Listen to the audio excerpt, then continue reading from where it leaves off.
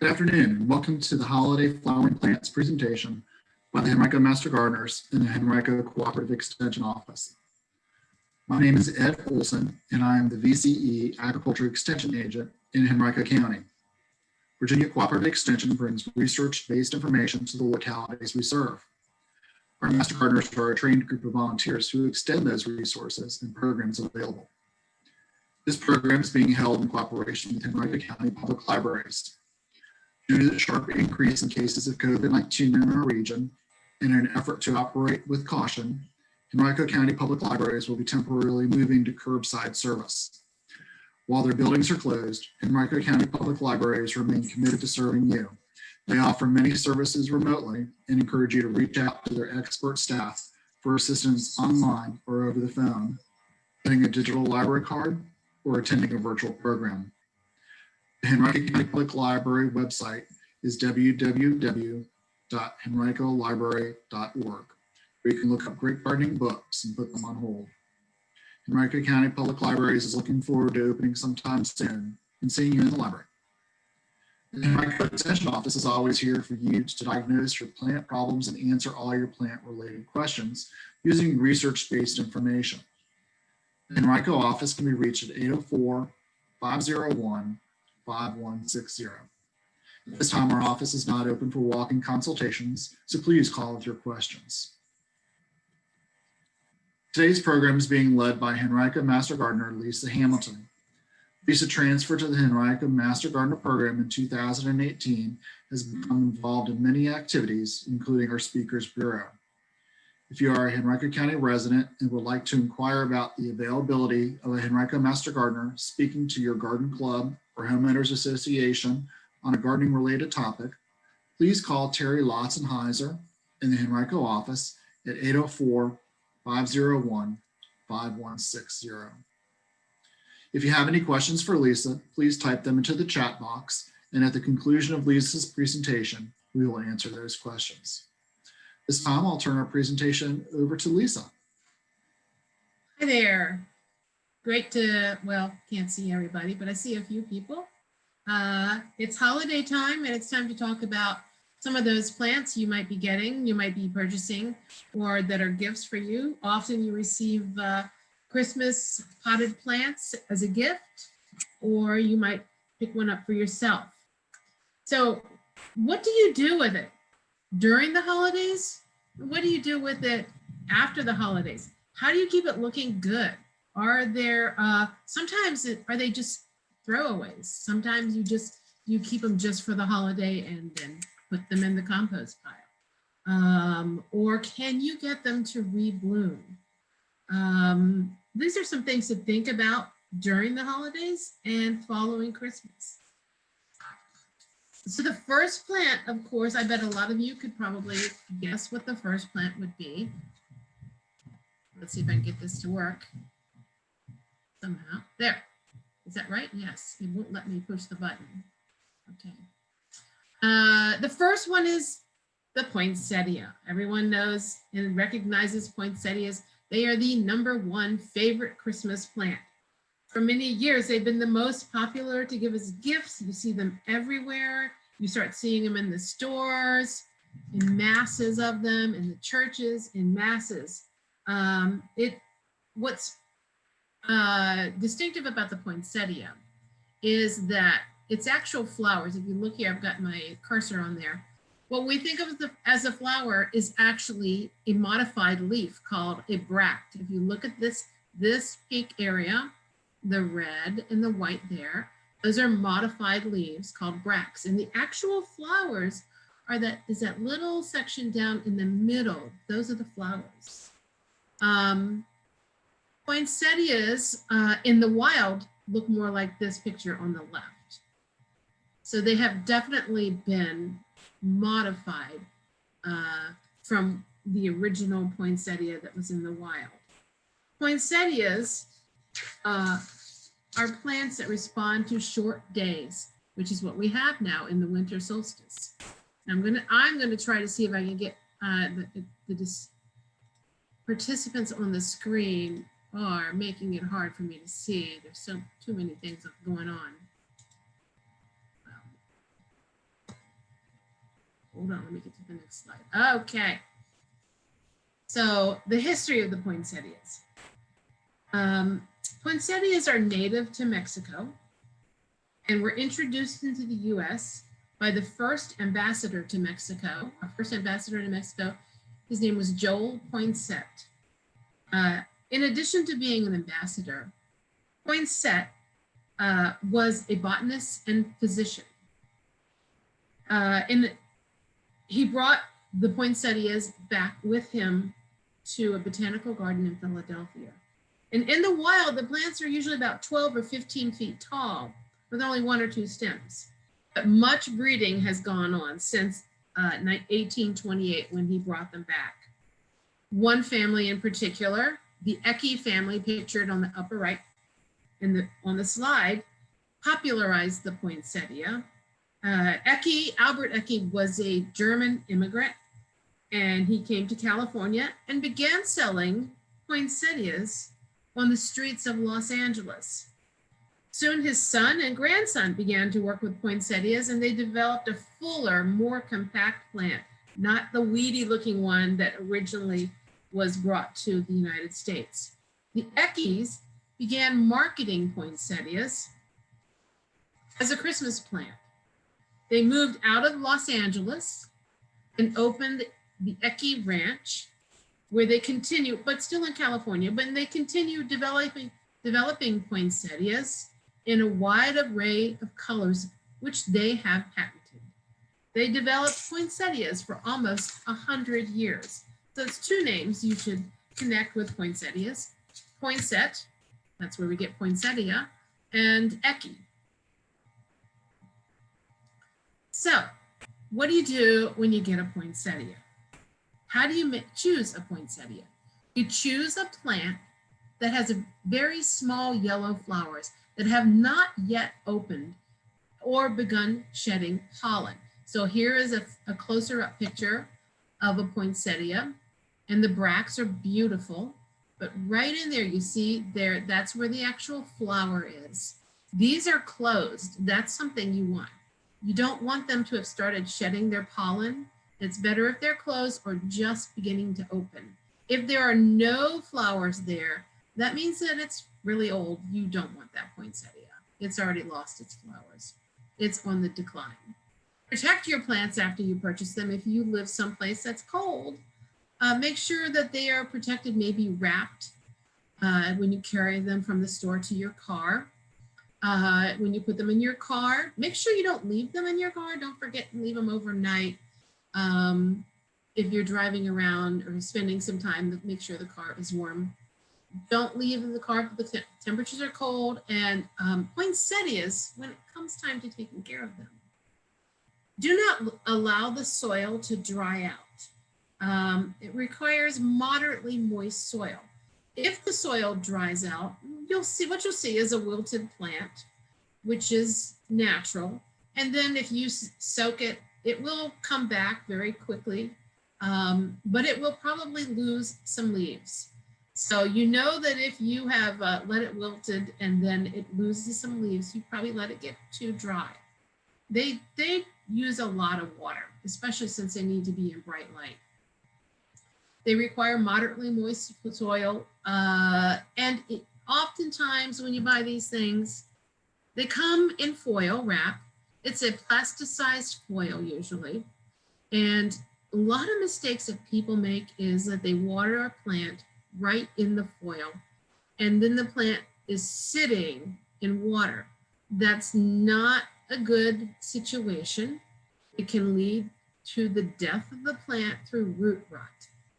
You might, if you want to keep the foil, you should probably poke a hole in the bottom of the foil. Even then, it might be just too wet a lot of times inside that foil. So you can keep the foil on it, just be careful that it's not sitting in, pockets of water in the foil. And then put the plant on a saucer just to protect the surface of your table or wherever you put it, your shelf. They need bright, indirect sunlight every day, and they do not like to be near drafts or excessive heat. So a lot of indoor situations, where you have a furnace outlet or a draft from a door, that's usually not ideal for them. So we talked about the little flower in the middle. That's what you want to look at to see how old your plant is, if it's past its prime. They can be put outside at the end of the season. You can put them outside after danger of frost is over in the summer. It's recommended that you cut them back. And we'll talk about that, I think, on the next page here. Let me see if I can get the next slide up. There we go. So they finished blooming. What you need to do then is you can cut them back about 8 inches and place them in a sunny window. And then when the summertime comes, you can put them outside in a protected location. And you can keep them out there up until frost. You don't want to have them outside during frost. They're very sensitive to cold temperatures. And you fertilize them outdoors during the summer every 2 to 3 weeks with a houseplant fertilizer through the fall. In June, transplant the plant into one size larger pot. Then pinch back the shoots again, and that way you'll get more shoots with a thicker plant with more shoots that will bloom. But do not pinch branches back after September 1st. You will notice when you pinch the branches, and you might have noticed it earlier, that they have a milky sap, and it can be irritating to your skin. However, it's really not as poisonous. It's really not poisonous. It can be irritating to your skin. Bring the plant in after you pinched it back on September 1st. Make sure you bring it back in before frost, before very cool temperatures. I think nothing below 50 degrees outdoors, I think would be probably best. Then you bring it in. Now, the trick is trying to get it to rebloom. I remember I used to try to do this.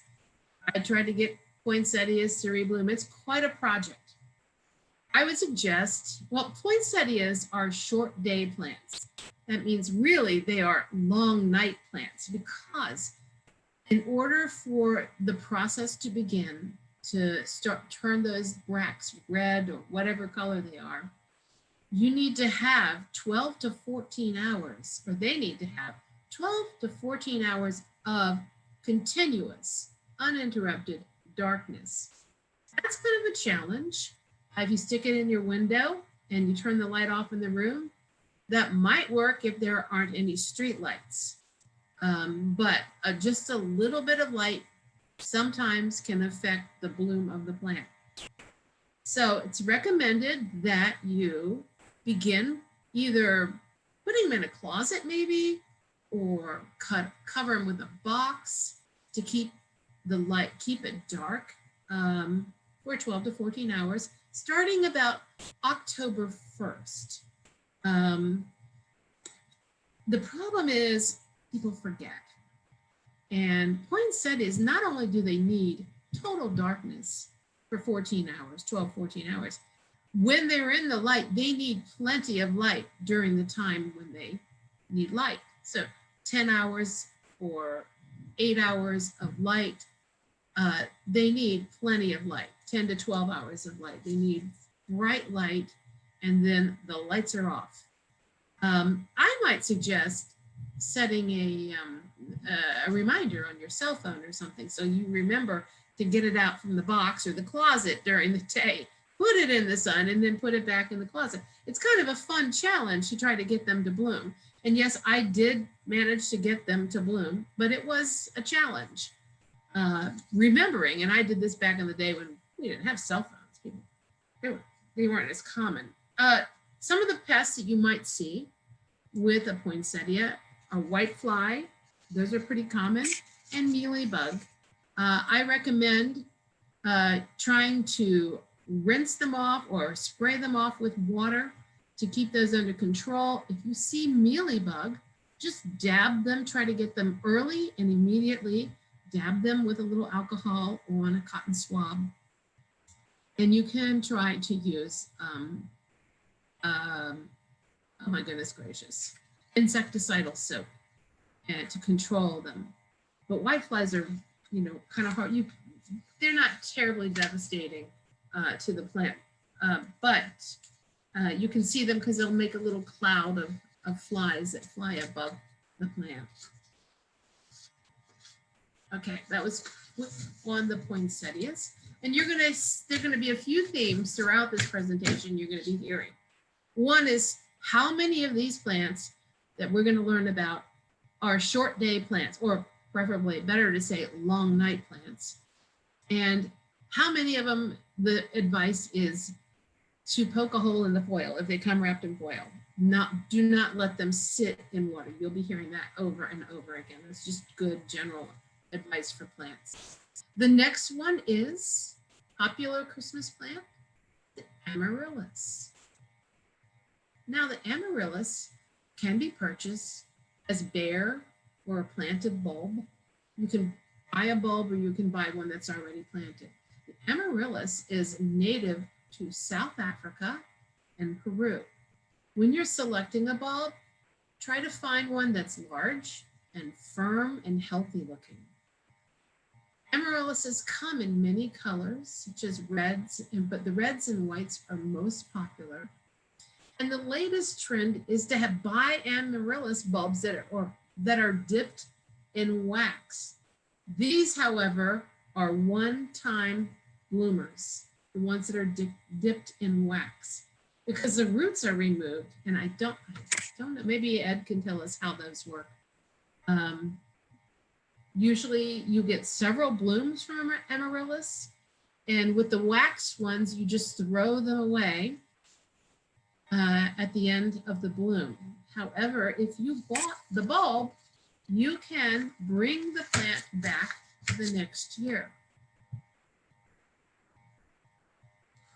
And you can usually find these bulbs in garden centers. So if you buy the bulb, the way to get it to bloom is to plant it in a container that has drainage holes. The diameter of the pot should be about an inch wider than the widest part of the bulb. In that image, the picture is, I think, a perfect example. Use sterile potting soil and allow the tip of the bulb, right here, the tip of the bulb, to sit above the pot.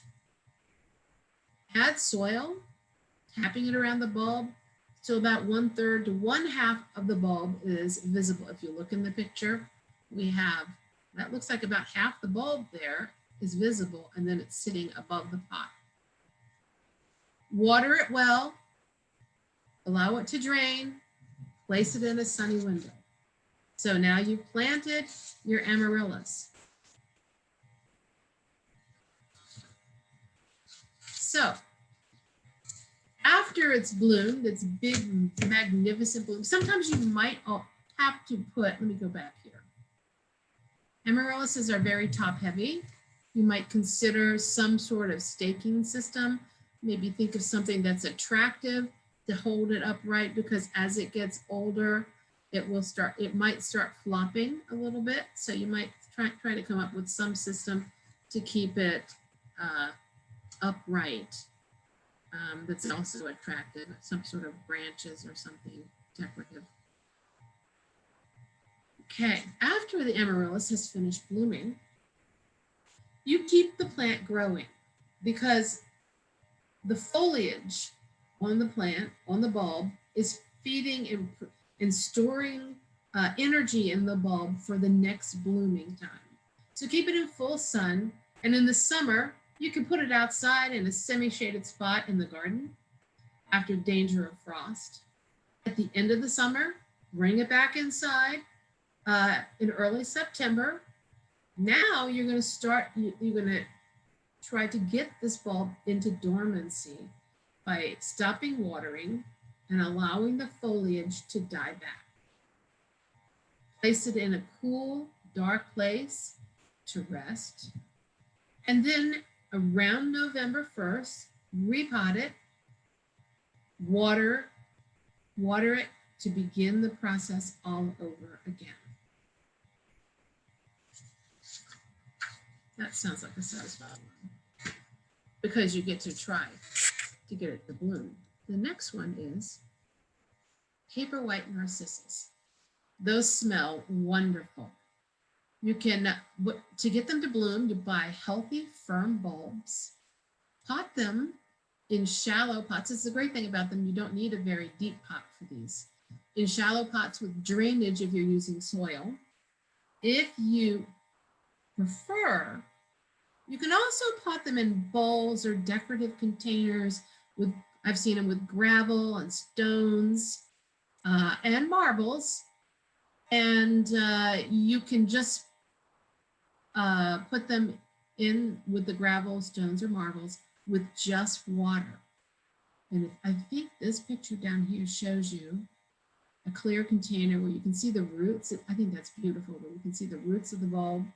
And it looks like it has some small river rocks in it. Add water, but the water should just go up to the bottom of the bulb. It should not cover the bulb. Just maintain that water at the bottom of the bulb where the roots are. And then the tips of the bulb should be above the rocks or the soil. And then you'll see, and they're very fast growers. They come up with these wonderful smelling, delicate white blossoms. Unfortunately, because they are being forced, they do not do well to try to get them to rebloom. It's recommended you just discard them. I would put them in my compost pile because it's some more organic matter, and my yard can always use some more organic matter. Maybe some people have tried to get them to bloom again. I have, it was not successful. Maybe somebody's been successful. I would imagine, I'm not sure what you would have to do.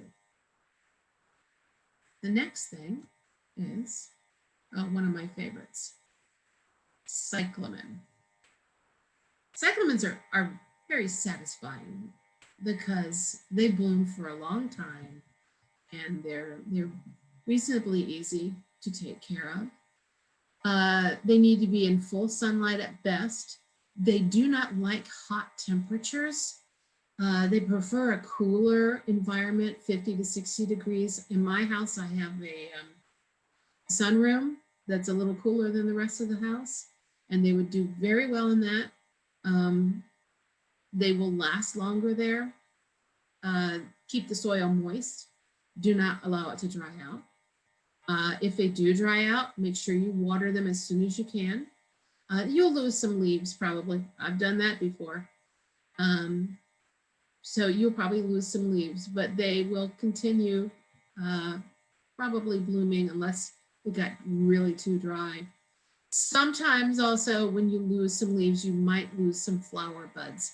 So it's really to your benefit to try to keep them moist, but not sopping wet. After blooming, let the resting bulbs dry. We don't want them to shrivel. You want them just to be, the bulbs are actually called tubers. Just a little different from a bulb. So after it finishes blooming, allow the plant foliage to naturally die over time. Just let it die over time. Don't let it dry out. Because what it's doing now is, once it has just foliage, it is providing energy for the tuber so that maybe you can get another bloom out of it. So during the summer, let it rest during the summer. Repot the fleshy tuber in June and allow it to rest. Try to use a similar size pot because they prefer to be slightly pot bound. So there's no need usually to go up in size in the pot. Water the plants, begin fertilizing them in late August, early September. You'll see the leaves starting to emerge, and that's when that's your signal to start fertilizing them. Also, if you have a plant, make sure you deadhead it, remove any faded blooms as the blooms die off. And when you plant it, make sure the tuber is just a little bit, right, pretty much at the soil surface level, not below the soil.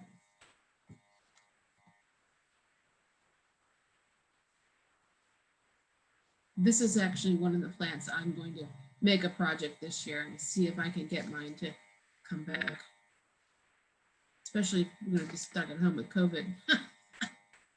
All right, next. Oh, these are wonderful. They smell so good. They are heavenly scented. Rosemary trees.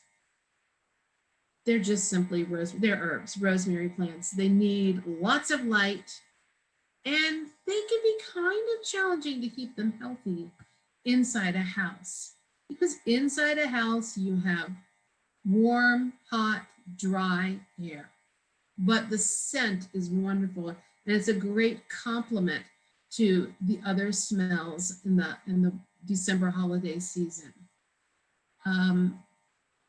I would suggest consider leaving it in the house for maybe a couple weeks and then begin moving it outside. It does much better outdoors. You can also use it to cut from for culinary purposes.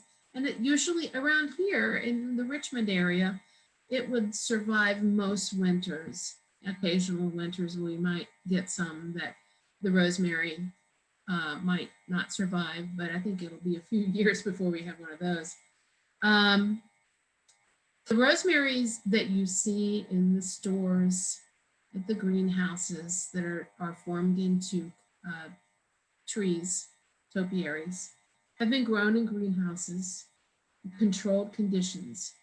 So they are in ideal conditions where they have just the right amount of moisture in the air, just the right amount of relative humidity and bright light. So it's a bit of a shock for them when they come into your home.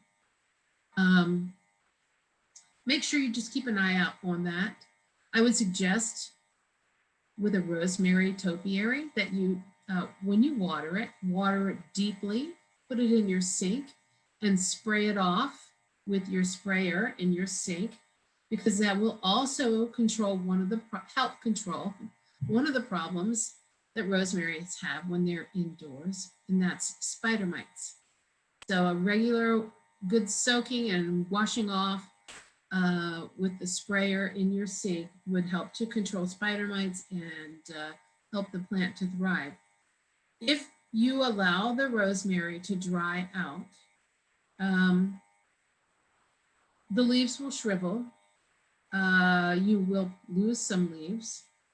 And then they might, if you notice that the leaves are becoming brittle, that's probably a dead stem. Go through and trim it because the stems will start to dry up and shrivel. It's really better if you can get it outdoors as much as possible.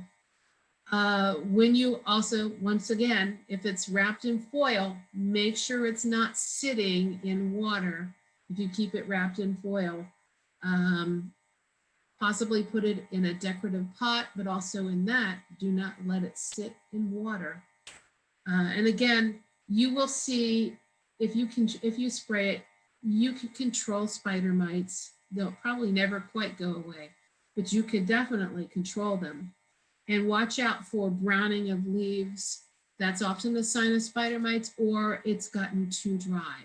So you can, because it's a topiary and it's been basically sculpted, you can take some clippers and trim it and try to keep it to the shape that you want. At the end of the holidays, you can plant it outside. Here it says after danger of frost. Because they have been greenhouse grown, they might be too tender. They have not been hardened off for planting outside. So you do have to be careful about that. It would probably be safer to plant them outside after danger of frost. The next plant, the Norfolk Island pine.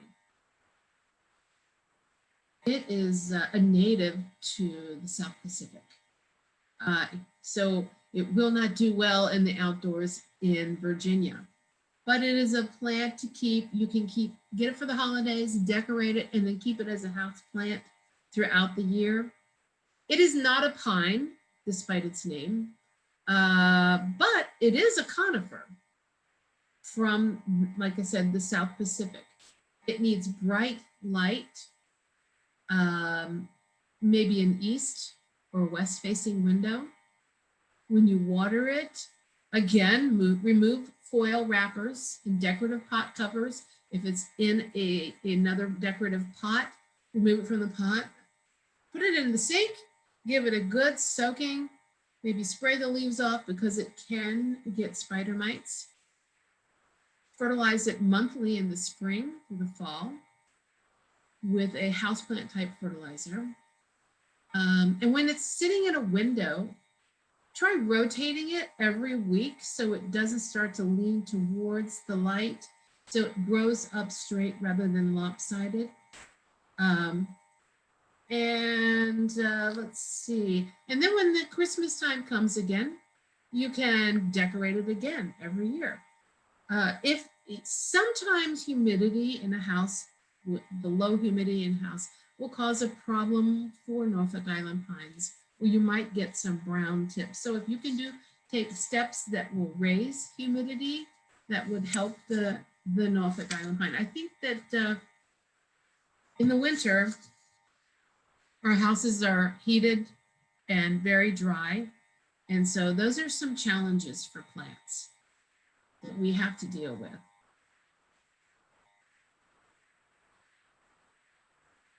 Okay, Christmas cactus. These are like, everybody has a Christmas cactus, it seems like, that they got from an aunt who got it from some neighbor. I mean, everyone seems to pass these around. They're very easy to root. You just need a few segments of Christmas cactus. If you look at this image here, this one's got 3 and then 1 underground. Just a few segments. You can root it directly in moist soil. If someone has one that you like, you can ask them if you can have some cuttings. It also roots in just straight water as well. The problem with that is it's easier. Sometimes a challenge to get it to grow in the soil than after it's rooted in the water. But these really survive a lot. These are typically treated like a houseplant. They need bright, indirect light. They are a succulent, a cactus-type plant, but they don't like drying out too much. They like organic potting soil. They prefer bright light, of course. However, if they get too much bright light, the leaves can turn a reddish color that will almost looks burned. They're easy to share with friends, and they're pretty easy to get them to bloom. There are some requirements, however. So if you have a Christmas cactus, you fertilize it every month through the growing season from April to September. You use well-drained potting soil. And then when the upper inch of the soil feels dry, you make sure you water it. You'll notice it will wilt some if it's too dry. The key to these is they prefer to be pot bound. If you think about them, they are natives of Brazil and they grow on trees and rocks. And so there's not a lot of soil. They have adapted to be pot bound, and that helps them to bloom as well. Also, they respond, hold on, let me see. They respond to cooler temperatures. So in the evening, as you move from summer into fall, the temperatures begin to cool. It starts to get less daylight, and then they're pot bound. So all of these things contribute to the blooming of a Christmas cactus. I know plenty of people who have had Christmas cactus for a couple years and they say it never blooms, but it's not yet pot bound. They also do much better when they're blooming if they're in a cooler location. Again, a cooler location. If they're in the house and it's hot and dry, The blooms do not last as long, but a slightly cooler location, like with my sunroom, I think it's probably around 60 degrees. It does so much better in there.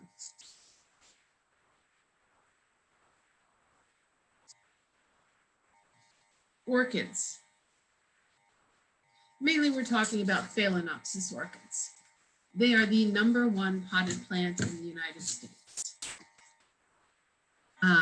They only bloom once a year, but when they bloom, it lasts a long time. Phalaenopsis orchids are the most common ones that we see. We see them in the big box stores. You see them at Trader Joe's. They're all over the place. At the grocery stores. They prefer a bright windowsill with indirect light. They're very easy to get to bloom again. Just a few things you need to do. So the bright windowsill, and water them when they're dry. Do not listen to people who say put an ice cube in or a tiny little cup. You need to think about it. This plant is, again, it's an epiphyte. That means it's growing in trees. It has very little soil, if any soil at all. And when it rains in the tropics, it gets soaked. And that's what you need to do with a Phalaenopsis orchid. Put it in your sink and give it a good soaking.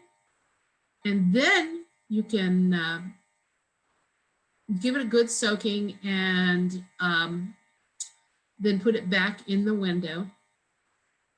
I spoke to the owner of, what's the name of it? Floridice Orchids. And she really helped me a lot with understanding this. It's in Gordonsville. So she said, people are always saying, just put a little half cup of water in there. She completely soaks the plant and then lets it dry in between. And that's worked for me. I have probably a couple dozen orchids and they all bloom in the spring. They do need cooler temperatures to bloom. I'm talking maybe 60 degrees, 65 degrees, not 70 degrees, 75. When the flower spike appears, it's recommended that you begin weekly fertilization. When you decide when it's time to fertilize, you can buy orchid fertilizer formulated specifically for orchids. However, you need to make sure the root ball is wet before you fertilize it. So give it a good soaking, let the water run in and drain, and then add the fertilizer to it. Do not let it sit in water like any other plant. We're not going to have it sit in water. That's not good for it. They don't like that. And typically it flowers just once a year, which doesn't sound like much, but then you have to bear in mind that it flowers for usually several months, depending on the variety of Phalaenopsis orchid you have.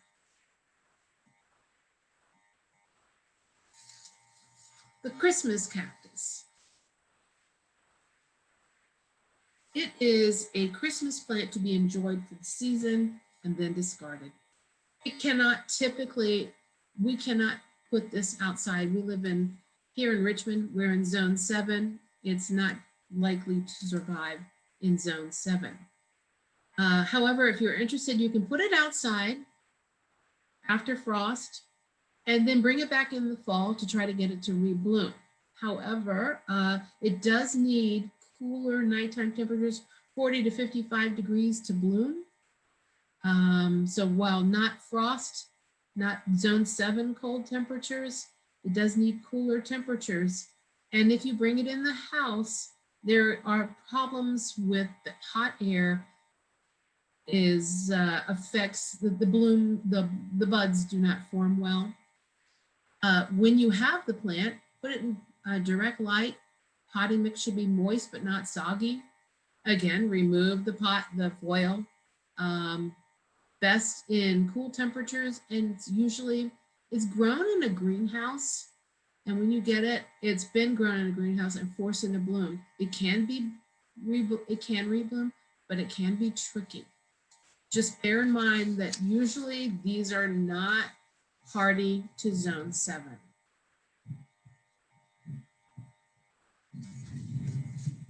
ivy topiary. You see those around a lot. I love ivy. It has a bad rap because people have planted it in your yard, but in a pot, I love it, okay?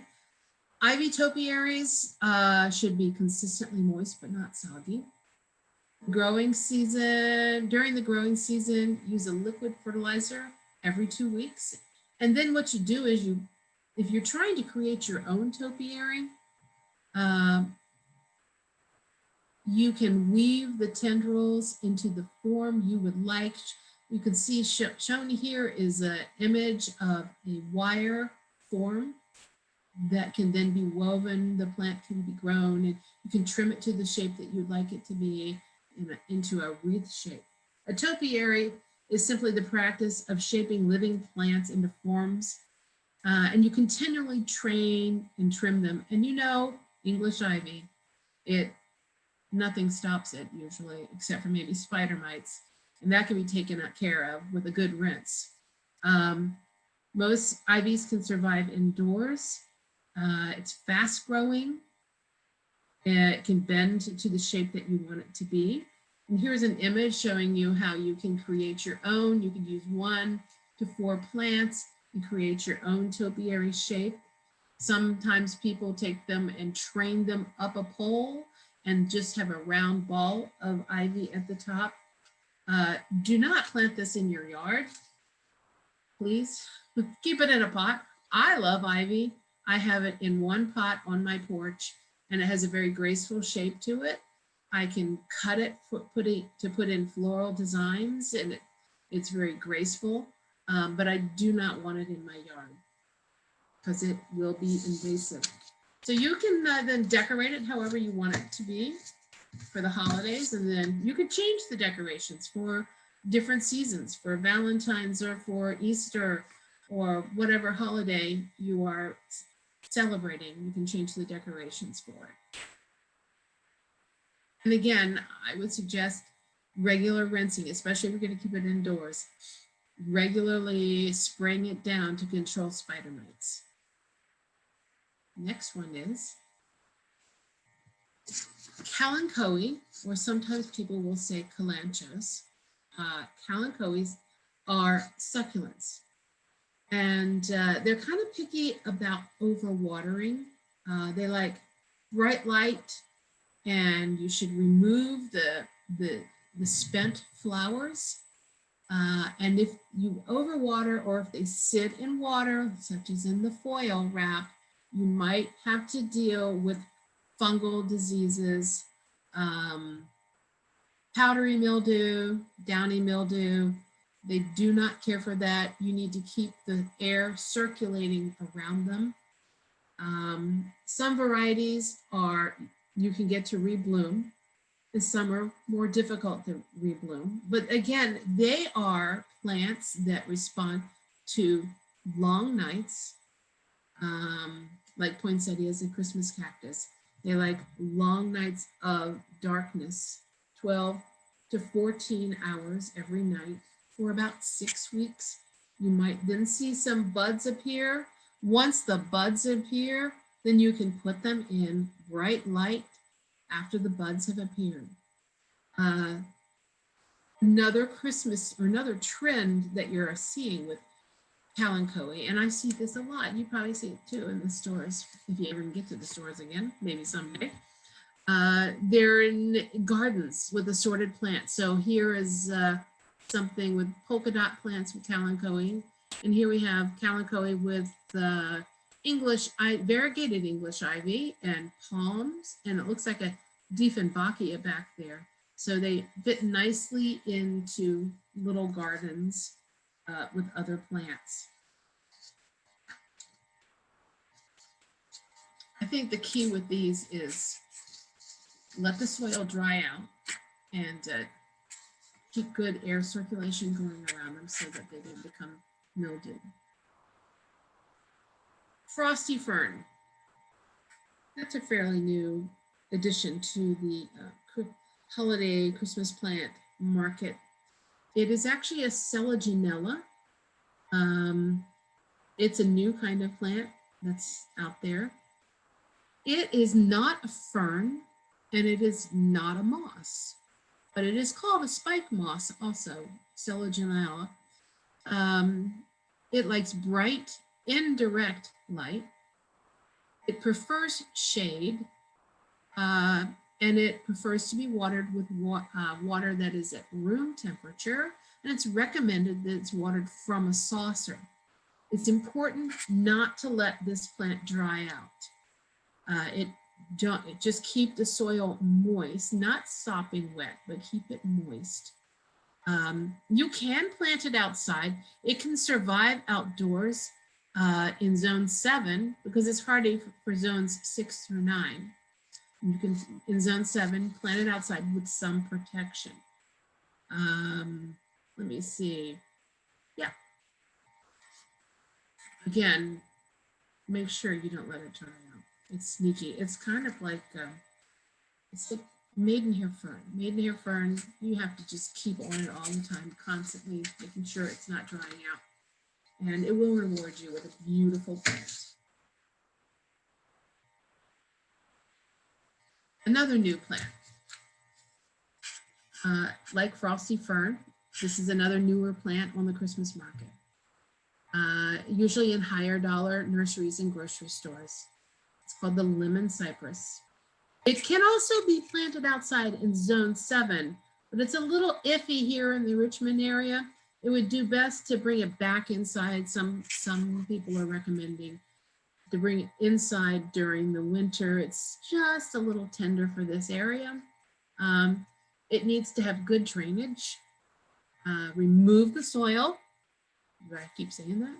It is actually a cypress, a Cypress macrocarpa. It's a variety of Cypress macrocarpa, which I believe is the same cypress that is the famous Monterey cypresses in California. It's related, very closely related to that. It needs 6 to 8 hours of direct sun. It is a nice addition in that it's not your traditional red and green. It's sort of a chartreuse color. So when decorating, it gives you a different pop of color in your house. You need to, it has a little bit of a lemony fragrance. You need to water it when it's dry, but do not overwater it. And it does great if you put it in groups of similar, the same plants, a grouping of them. You can decorate it with ornaments and lights, and then you can put it outside maybe in the summer and then bring it back inside for decorating again in the fall.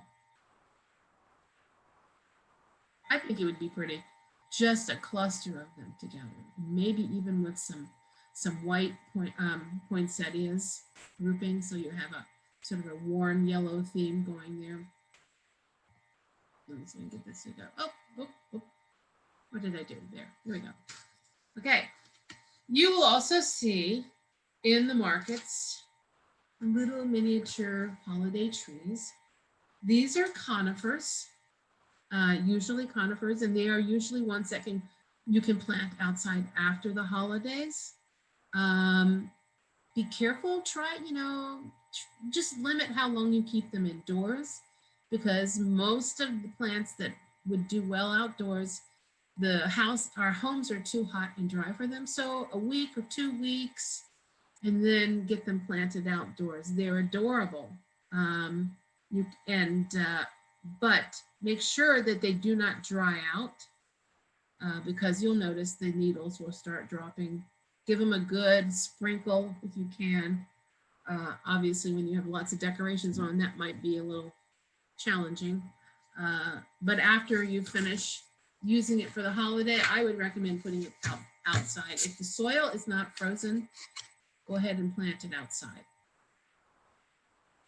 Now, when it comes time for the holidays and you want a tree, a plant, you might want to consider also, and think about your yard. Think about your yard. What would you like in your yard? Another nice little plant is the dwarf Alberta spruce. It is a very common potted holiday tree. It likes to be kept well watered through the holidays. It does, of course, like so many others, it does better in cooler rooms. It needs full light and well-drained soil, and then you can plant it in your garden. It's a lovely spruce that can be planted in your garden, and it maintains this sort of conical shape, and it's a very slow growing plant. Also, spider mites can be a problem with it, so rinsing it while you have it in the house. See, spider mites thrive in the hot, dry conditions in our homes. So a good rinse should mess up their plans for your plant. Christmas trees. So, Christmas trees are not potted houseplants. However, we can talk about what you can get. If you want to get a live Christmas tree, choose a species that will make a nice tree, but then think about your yard. Where would you put it in your yard? Or maybe you want to give it to someone. Plan ahead. Where do you need something in your yard that will fit in your landscape? Living trees are alive. You need to water them regularly, and they do much better in a cooler location in the house. They do best in the house no more than 2 weeks, preferably 1 week, 1 to 2 weeks in the house, then get them outside, and you can plant them immediately. They would do better if you could, if the soil is not frozen. And I don't think that's a problem for most of, especially in the Richmond area. If you buy a cut Christmas tree, you can cut your own at a farm, Christmas tree farm. Most Christmas trees are grown on Christmas tree farms, and there are many different types. Fraser fir has become the most popular because it holds ornament so well, and it really has a heavenly scent, just wonderful. Every year I take the needles off my Fraser fir, and I get a big bowl and I keep the needles in it, and I walk by it throughout the rest of the year, and the smell of the Fraser fir is wonderful, and it goes throughout the house. But there are other kinds of evergreens, not just Fraser firs. Some people buy balsam fir. Some people buy white pine, Scotch pine, blue spruce, other options for trees. When you are shopping for a tree, take a close look at the branches and check the needles. If you can run your hand over the needles and they come off easily, then that's an old tree that's been cut too long. If you can take the tree and tap it on the ground a couple of times and needles start all falling down, then you might want to check for another tree, because you want the needles to be staying on the branches. When you get your tree home, make sure you cut 1 inch off the bottom of the trunk and put it immediately in water. Now, when you first put the tree in your house, it's going to suck up all that water. And you're going to have to probably water it twice a day. Check it twice a day. Make sure it has plenty of water, because at first it drinks up a lot of water. Studies have been done in North Carolina, and where they grow a lot of trees, and they have found that just plain tap water is best. There's no need to add sugar or Sprite or aspirin to the water. They do best with just plain tap water. Just make sure you keep that tree watered, because you don't want it drying up. It becomes a fire hazard. Okay, I think that's it. Ed? Are there any questions? Great. Thanks so much, Lisa. Sure. The presentation that Lisa had for some reason is an older one and missed out one of the slides. Let me share my screen and show missing picture. Let me see here. Stop. There we go. I want to see this picture too. Share screen. So we were talking about Christmas cactus, and Christmas cactus are actually part of a broader group that we term holiday cactus. And there are 3 different types of holiday cactus, and everybody just kind of broadly terms them as Christmas cactus, but you actually have a Thanksgiving cactus. So if you have one that is blooming typically in the beginning of November through Thanksgiving, then it is probably actually a Thanksgiving cactus, the Schlumbergia truncata. And you can see on that, we've got these points on each of the segments. And you can see that the flower looks different. It looks more like a shrimp is kind of how it's described. Versus the Christmas cactus, Schlumbergia brigidii. And you can just see that on the segments, they're more rounded. They're not as pointy as on the Thanksgiving one. And we've got that different flower structure that kind of looks like a fountain. And then there is actually an Easter cactus. And that one at the top of the segments have these kind of hairy little tufts. And it just has this really bright star-shaped flower. And that one flowers more at the Easter and springtime. So in holiday cactus, there's actually 3 different types. And again, a lot of people tend to call all of them a Christmas cactus, but there are 3 different species here that we're working with 2 different genera. So I just wanted to share that for everybody. We thought we had that in the slide. We got to Lisa, but yeah, I did not have that. And I have my own little mnemonic device that helps me remember which is a Christmas cactus and which is a Thanksgiving cactus. Because I look at the Thanksgiving and it has the little serrations on the segments, and that makes me think of a knife in Thanksgiving. Okay. That's my little mnemonic device. All right, so if you have any questions for Lisa, please put them in the chat. You've also got me to help out with some questions, and I think we still have Terry Lotzenheiser on the presentation also. So Christine has a question about her Easter cactus, and she says it never blooms. Do you have any suggestions for helping to get that bloom? Well, I mean, I think that oftentimes they do need to be pot bound. What do you think? That is one thing that can help in them is being pot bound. The other typically is cutting back watering until you start to see, cut back the frequency of watering and let it go mostly dry between waterings, and you'll start to see those little pin tip type flower buds develop. And then you want to make sure that you start watering on a regular basis so the flower buds don't abort. So they need to go through some sort of stress then, what you say? Some sort of stress. Another is cutting back fertilization, cutting back the temperature, and sometimes doing all those things in combination will also help influence them to bloom. All right. Any other questions?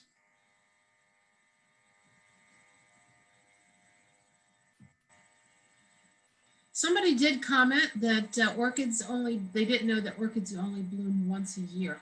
I think this is mainly, we're talking about Phalaenopsis orchids. A lot of orchids in general do bloom just once a year. There are just a few exceptions that you'll get several blooms, but Phalaenopsis typically are 1 bloom per year. They do last a long time. They do last a long time if you keep them, don't let them completely dry out between watering. Otherwise those buds will drop off and the flowers won't last very long.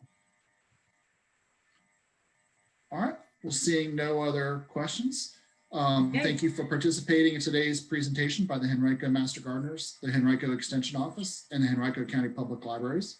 You can find out about other virtual gardening programs offered by the Henrico Extension Office and the Henrico Master Gardeners at henrico.us/extension/ANR/programs.